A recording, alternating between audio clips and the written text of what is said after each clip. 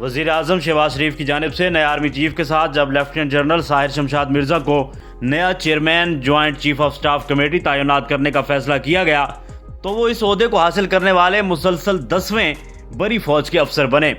واضح رہے کہ chairman joint chief of staff committee رسمی طور پر افواج پاکستان کا اعلیٰ ترین عہدہ تصور ہوتا ہے، جس پر آرمی، ایئر فورس اور نیوی کے کسی بھی 4 سٹار افسر کو مقرر کیا جا سکتا ہے۔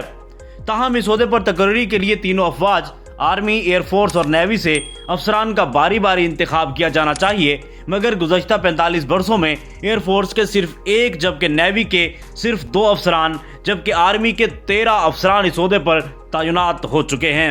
آخری مرتبہ 1994 میں ایئر فورس سے ایئر چیف مارشل فاروق فیروز خان کو chairman joint chief of staff committee تعینات کیا گیا تھا، لیکن اس کے بعد اب تک آنے والے چیئرمین نیوی یا ایئر فورس سے نہیں بلکہ آرمی سے ہی تعلق رکھتے آئے ہیں۔ Chairman joint chief of staff committee کے عہدے پر ایئر چیف مارشل فاروق فیروز خان کی تقرری کو 25 سال گزر چکے ہیں۔ اس کے بعد سے اب تک اس عہدے پر ایئر فورس یا نیوی سے تقرری نہیں کی گئی۔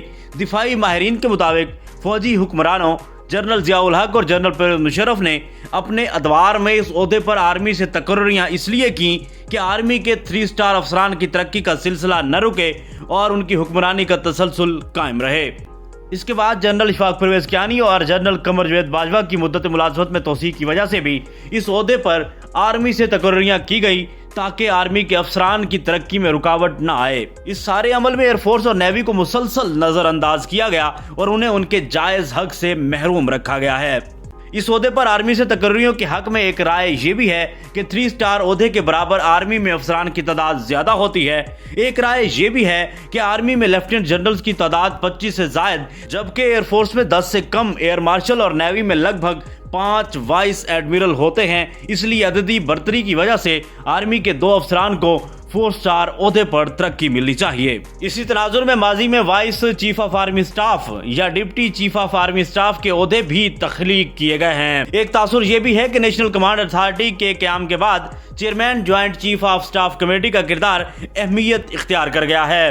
ایٹمی اثاثوں سے متعلق معاملات کی نگرانی اس اتھارٹی کی ذمہ ہے اور چونکہ ایٹمی اثاثوں سے متعلق اسٹریٹجک پلانز ڈویژن کی سربراہی آرمی کے ایک لیفٹیننٹ جنرل عہدے کے افسر کے ذمہ ہے، اس لیے یہ تصور کر لیا گیا ہے کہ chairman joint chief of staff کا عہدہ بھی آرمی سے ہی ہونا چاہیے۔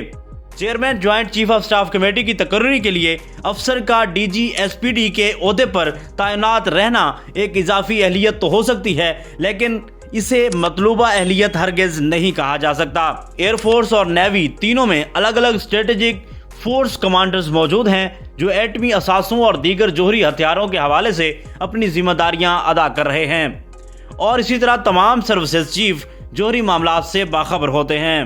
Joint chief of staff committee کی ذمہ داریوں میں تینوں افواج میں رابطہ، مسائل کی نشاندہی اور حل، منصوبہ بندی، رصد اور تربیت کے موضوعات پر کام، غیر ملکی افواج سے رابطے اور دفاعی تعاون شامل ہے۔ اس کے ساتھ ساتھ یہ وزارت دفاع اور تینوں افواج کے درمیان پل کا کردار بھی ادا کرتا ہے۔ آئین و قانون کی روح سے ایٹمی اثاثوں کی حفاظت اور نگرانی بھی اس کمیٹی کا کردار ہے، تاہم عملی طور پر آرمی چیف کی مشاورت بھی اہم کردار ادا کر سکتی ہے۔ اہم بات یہ ہے کہ اعلیٰ ترین عہدوں کے باوجود کمیٹی سربراہ کا تینوں افواج کی کمانڈ پر کوئی اختیار یا آپریشنل اتھارٹی نہیں ہے اور تینوں سروسز چیف اپنے معاملات میں مکمل خود مختار ہیں۔ Joint chiefs of staff committee تاریخی طور پر بنگلہ دیش سابقہ مشرقی پاکستان کے قیام کے بعد وجود میں آئی۔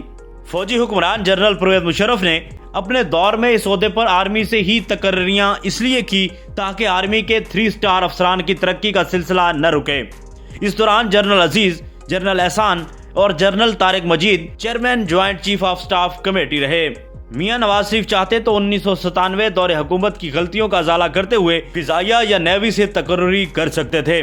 اس کے بعد تبدیلی کے علمبردار عمران خان اپنے دور حکومت کے دوران 2019 میں chairman joint chief of staff committee کے عہدے پر نیوی یا ایئر فورس سے تقرری کر کے تاریخ کو درست کر سکتے تھے، لیکن تاریخ کی درستگی تو دور کی بات، وہ نئے آرمی چیف کا تقرر بھی نہیں کر سکے اور جنرل باجوہ کو ہی مدت ملازمت میں توسیع دے دی۔ اسی کے ساتھ ساتھ نئے chairman joint chief of staff committee کا تقرر بھی آرمی سے ہی کیا گیا۔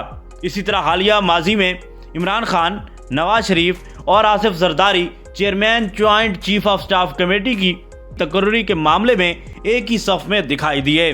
تینوں جمہوری حکمرانوں نے ایئر فورس اور نیوی کے اس جائز حق کے لیے کوئی قدم نہیں اٹھایا۔ ایک تاثر یہ بھی ہے کہ جمہوری حکومتیں سول ملٹری تعلقات میں دوریاں کم کرنے اور توازن برقرار رکھنے کے لیے chairman joint chief of staff committee کا عہدہ بھی آرمی کے سپرد کر دیتی ہیں، تاکہ آرمی سے 2 افسران کی 4 سٹار عہدے پر ترقی سے انہیں مزید مطمئن کیا جائے۔ لیکن تاریخ پر نظر ڈالیں تو پتہ چلتا ہے کہ ایسے اقدامات کا خاص فائدہ نہیں ہوتا۔ اب تک کے لیے اتنا ہی۔ مزید اس قسم کی ویڈیوز دیکھنے کے لیے جڑے رہیے تھل ٹی وی کے ساتھ۔ کامران ظفر مڈ، تھل ٹی وی۔